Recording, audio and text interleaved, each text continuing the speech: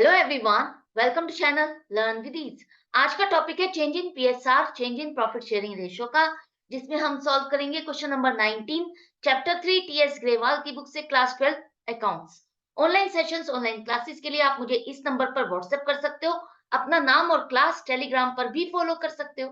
अगर आप DK Goyal book को फॉलो कर रहे हो, उस बुक के क्वेश्चंस के सॉल्यूशंस ढूंढ रहे हो, तो इसी चैनल की प्लेलिस्ट को क्लिक करो, आपको सभी चैप्टर्स अपलोडेड मिलेंगे। साथ में ही कम्युनिटी सेक्शन पे आपको एमसीक्यूज मिलेंगे क्विज की फॉर्मेट में, और जिसे आप अटेम्प्ट करके प्रैक्टिस कर सकते हो। इन एमसीक्यूज का सॉल्यूशन मिलेगा आपको शॉर्ट्स में। तो बहुत कुछ है चैनल पर, विजिट द चैनल। अच्छा लगे तो शेयर और सब्सक्राइब जरूर करना। तो आज के क्वेश्चन में तीन पार्टनर है, एबीसी प्रॉफिट शेयरिंग रेशियो है 5:3:2, और आगे चल करके ये अपनी प्रॉफिट शेयरिंग रेशियो चेंज करके 2:3:5 में करना चाहते हैं। अब इनकी बुक्स में एक बैलेंस स्टैंड कर रहा है इन्वेस्टमेंट फ्लक्चुएशन रिजर्व का 20,000 का। यहाँ पर आपने जो रिजर्व बनाया है 20,000 का, साथ में ही आपकी इन्वेस्टमेंट्स भी है। इन्वेस्टमेंट्स आपकी एसेट है, जिसे आपने एसेट्स में शो किया है 1 लाख रुपए से, और उसकी मार्केट वैल्यू चल रही है 95,000। ये सब आप कैसे रिकॉर्ड करोगे, समझो। जैसे आपने वर्कमैन कंपनसेशन रिजर्व समझा है, उसी तरह से इन्वेस्टमेंट फ्लक्चुएशन रिजर्व है। इसके डिफरेंट डिफरेंट केसेस है। पहले समझो इसका पर्पस क्या है, ये हमने बनाया क्यों है। आपने जो पैसा इन्वेस्ट किया है किसी मार्केट सिक्योरिटीज में, शेयर्स में, डिवेंचर्स में, जिसमें भी, जिनका price day to day change होता है, कभी हाई जाता है, कभी लो जाता है।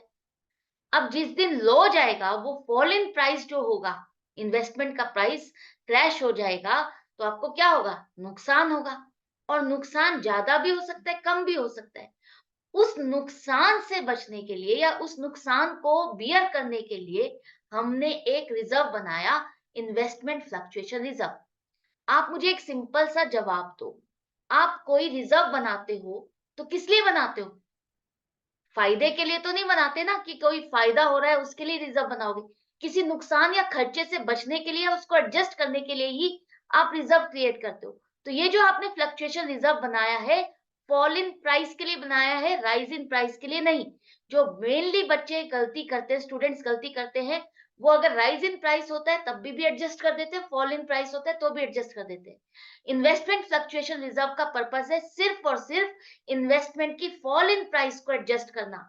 जो आपको नुकसान हो रहा है, मार्केट वैल्यू जो डाउन चली गई है इन्वेस्टमेंट की, उस प्राइस को एडजस्ट करना, उस नुकसान और उस खर्चे को एडजस्ट करना अपने इस रिजर्व से। ये रिजर्व क्या है, प्रॉफिट का ही एक पार्ट हमने इसमें ट्रांसफर किया, ताकि हम अपने इन्वेस्टमेंट में होने वाले नुकसान को इससे एडजस्ट कर सकते हैं। अब यहाँ पर डिफरेंट केसेस हैं, उनको समझो। मान लो आपकी जो बुक वैल्यू है, आपने जिस प्राइस से इन्वेस्टमेंट खरीदी या बुक में आपने शो की हुई है, वो और जो आज की डेट में मार्केट में रेट चल रहा है, दोनों ही बराबर है। उस केस में क्या होगा? क्या आपको इस केस में नुकसान हो रहा है? नहीं, नुकसान नहीं हो रहा। तो जो आपका रिजर्व बना हुआ है, मान लेते हैं कोई 20,000 रुपए का आपने रिजर्व बनाया, और वो 20,000 का रिजर्व आपका एज इट इज बच गया। आपको नुकसान तो कोई हुआ नहीं, आपने कोई नुकसान एडजस्ट किया नहीं। तो ये रिजर्व पूरा का पूरा क्या होगा, पार्टनर्स के लिए फायदा है, तो उनके प्रॉफिट एंड होल्ड रेशियो में आप इसको डिस्ट्रीब्यूट कर दोगे, उनके कैपिटल अकाउंट में इसको ट्रांसफर कर दोगे। इन्वेस्टमेंट फ्लक्चुएशन रिजर्व अकाउंट आपका डेबिट हो जाएगा, और पार्टनर्स के कैपिटल अकाउंट आपके क्रेडिट हो जाएंगे। ये पूरा का पूरा रिजर्व का बैलेंस इन तीनों या दो पार्टनर्स, जितने भी पार्टनर्स हैं, उनमें डिस्ट्रीब्यूट हो जाएगा। अब आती है दूसरी केस की बारी, जहां पर आपका फॉल इन वैल्यू जो हुआ है इन्वेस्टमेंट का, वो कम हुआ है, और आपके पास रिजर्व ज्यादा है। मान लो आपका रिजर्व है 20,000 का, आपकी इन्वेस्टमेंट है 1 लाख रुपए की, और इन्वेस्टमेंट का प्राइस हो गया 95,000। तो कितने का नुकसान हो रहा है आपका? 1 लाख की बुक वैल्यू है, 95,000 मार्केट वैल्यू है, तो 5,000 से आपकी इन्वेस्टमेंट की वैल्यू घट गई। वो 5,000 का नुकसान हम एडजस्ट करेंगे अपने इस रिजर्व के साथ। तो 20,000 का रिजर्व ज्यादा है, जो नुकसान है 5,000 वो कम है। तो पूरा का पूरा हम इस नुकसान को अपने रिजर्व से एडजस्ट कर सकते हैं। रिजर्व से एडजस्ट करने के बाद भी आपके पास रिजर्व बच गया है, उस रिजर्व को हम पार्टनर्स में बांट देंगे। तो एंट्री क्या होगी, देखो। इन्वेस्टमेंट फ्लक्चुएशन रिजर्व आपका डेबिट होगा 20,000 से, क्योंकि ये पूरा बैलेंस आपको खत्म करना है, रखना नहीं है।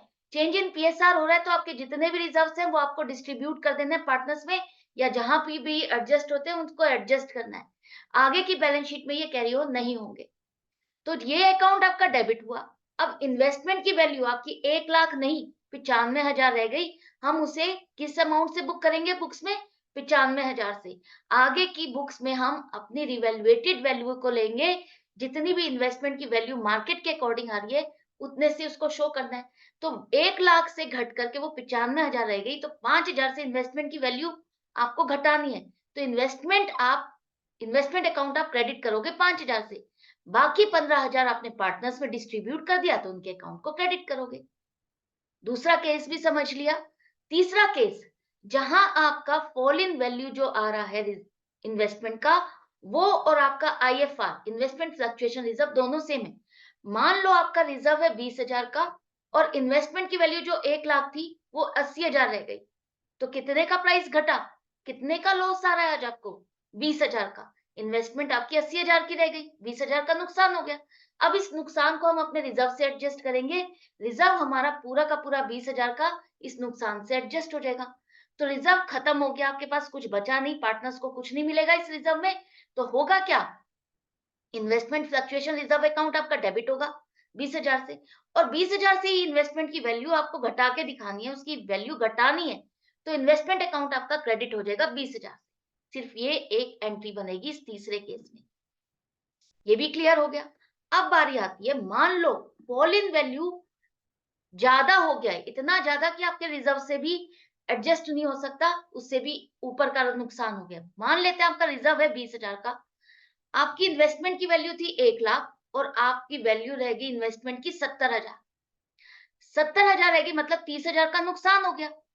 आईएफआर आपका 20,000 है, नुकसान 30,000 है। हम क्या करेंगे? रिजर्व जो हमने बनाया हुआ है इस नुकसान से ही एडजस्ट करने के लिए, जितना नुकसान हम एडजस्ट कर सकते हैं उतना कर देंगे। बाकी का 10,000 का क्या करेंगे? 10,000 को हम दिखाएंगे रिवैल्यूएशन अकाउंट में।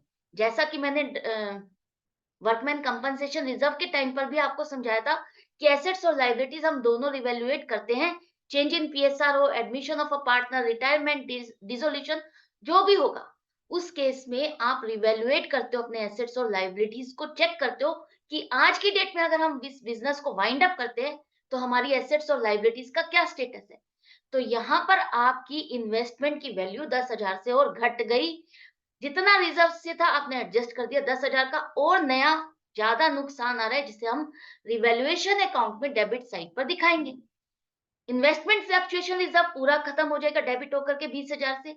नया खर्चा रिवैल्यूएशन अकाउंट में डाला आपने 10,000 का, और इन्वेस्टमेंट की वैल्यू 30,000 से घट गई, तो 30,000 से इन्वेस्टमेंट अकाउंट को क्रेडिट करोगे। यहाँ आपको समझ में आ गया। अब ये रिवैल्यूएशन का बैलेंस आपका आगे बैलेंस शीट में नहीं जाएगा। ये जो खर्चा है, नुकसान है, ये भी पार्टनर्स में बटेगा। तो पार्टनर्स के अकाउंट को आप डेबिट करोगे। खर्चा है, नुकसान है, पार्टनर्स के अकाउंट क्या होंगे? डेबिट होंगे, और रिवैल्यूएशन अकाउंट क्रेडिट होकर के खत्म हो जाएगा। तो यहाँ पर ये फोर्थ केस आपको अच्छे से समझ में आ गया, बहुत इंपॉर्टेंट है। जब आपकी इन्वेस्टमेंट की वैल्यू आईएफआर से ज्यादा घट गई है, आईएफआर आपका 20,000 था, वैल्यू आपकी 30,000 से घट गई, तो 30,000 का नुकसान आपने जितना रिजर्व से एडजस्ट कर सकते थे कर दिया। बाकी का जो एक्सेस नुकसान हुआ है उसे हमने कहाँ डाला? रिवैल्यूएशन में। और रिवैल्यूएशन का वो खर्चा नुकसान हमने पार्टनर्स में डिस्ट्रीब्यूट कर दिया। ये चारों केसेस होने के बाद पांचवा एक केस है, जहां पर आपका इन्वेस्टमेंट फ्लक्चुएशन रिजर्व का बैलेंस है 20,000 और मार्केट वैल्यू आपकी इन्वेस्टमेंट की बुक वैल्यू से ज्यादा हो गई। मान लो आपकी इन्वेस्टमेंट है 1 लाख की और उसकी मार्केट वैल्यू हो गई 1,10,000। तो आपको यहाँ पर नुकसान हो रहा है या फायदा हो रहा है?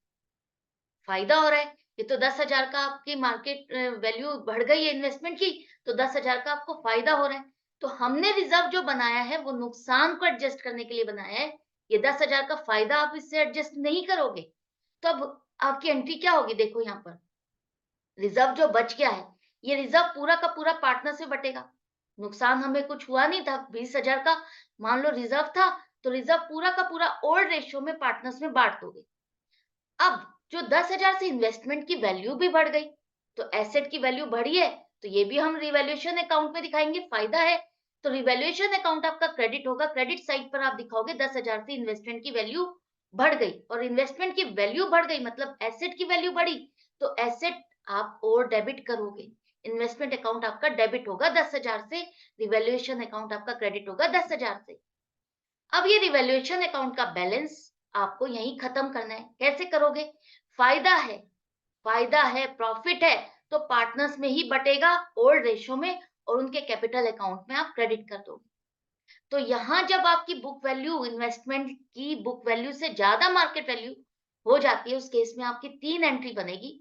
एक तो रिजर्व आप पूरा का पूरा बांटोगे पार्टनर्स में, दूसरा इन्वेस्टमेंट की वैल्यू बढ़ा करके दिखानी है आपको, तो 10,000 से इन्वेस्टमेंट डेबिट करोगे और रिवैल्यूएशन में ये प्रॉफिट डालोगे। इस प्रॉफिट को आप पार्टनर्स में फिर से बांटोगे ओल्ड रेशो में। तो ये पांचों केसेस अगर आपको अच्छे से समझ में आ गए तो आज का क्वेश्चन देख लो। यहाँ पर कौन सा केस हुआ है समझो। 3 पार्टनर है एबीसी, प्रॉफिट शेयरिंग रेशियो 5:3:2 है। आगे चल करके प्रॉफिट शेयरिंग रेशियो चेंज हो रही है 2:3:5 में। इन्वेस्टमेंट फ्लक्चुएशन रिजर्व है आपका 20,000 का। आपने एक ऐसा रिजर्व बनाया जिससे मुझे फॉल इन प्राइस हो इन्वेस्टमेंट में तो मैं उस नुकसान को एडजस्ट कर सकूं। अब आपकी इन्वेस्टमेंट की वैल्यू क्या है? आपने बुक्स में कितने में शो की हुई है? 1 लाख से। आज की डेट में उसकी वैल्यू क्या है? 95,000। तो यहाँ पर हमारी इन्वेस्टमेंट 1 लाख की थी, 95,000 रह गई, तो 5,000 का हमें नुकसान हो रहा है। नुकसान हो रहा है तो हमारा जो रिजर्व हमने बनाया हुआ है, इसी नुकसान को एडजस्ट करने के लिए तो 20,000 के रिजर्व से 5,000 की इस फॉल इन प्राइस को एडजस्ट कर दो। बाकी का रिजर्व बचा 15,000। इसे हमें आगे की बैलेंस शीट में नहीं लेके जाना, यहीं की यहीं बांट करके खत्म करना है। तो इसको कैसे बांटेंगे? कौन सी रेशो में बांटेंगे? ओल्ड में या न्यू में? पुराना हिसाब किताब है तो पुराने रेशो में बांटोगे 5:3:2 में। 15,000 का बैलेंस बचा हुआ है, तो 15,000 में ए को मिलेगा 7500, बी को मिलेगा 4500 और सी को मिलेगा 3,000। ये तीनों के अकाउंट में फायदा है तो क्या होगा? क्रेडिट होगा। अब एंट्रीज देखो। इन्वेस्टमेंट फ्लक्चुएशन रिजर्व अकाउंट आपका डेबिट हो जाएगा 20,000 से, ये खत्म होना है। क्रेडिट होता है आपका रिजर्व का बैलेंस, हम इसको डेबिट करेंगे ताकि ये नील बैलेंस हो जाए, ये खत्म हो जाए। इसका बैलेंस हम कहां कहां ट्रांसफर करेंगे? एक तो हमारी इन्वेस्टमेंट की वैल्यू 5,000 से कम हो गई। 5,000 से वैल्यू कम हो गई तो हम इन्वेस्टमेंट को 5,000 से कम दिखाएंगे, इन्वेस्टमेंट को क्रेडिट करेंगे 5,000 से। बाकी 15,000 का बैलेंस हम पार्टनर्स के अकाउंट में ट्रांसफर करेंगे, क्रेडिट कर देंगे उनके अकाउंट्स में जितना जितना जिसका शेयर बनता है। करेक्ट है? ओल्ड रेशियो में आपने ये बांट दिया।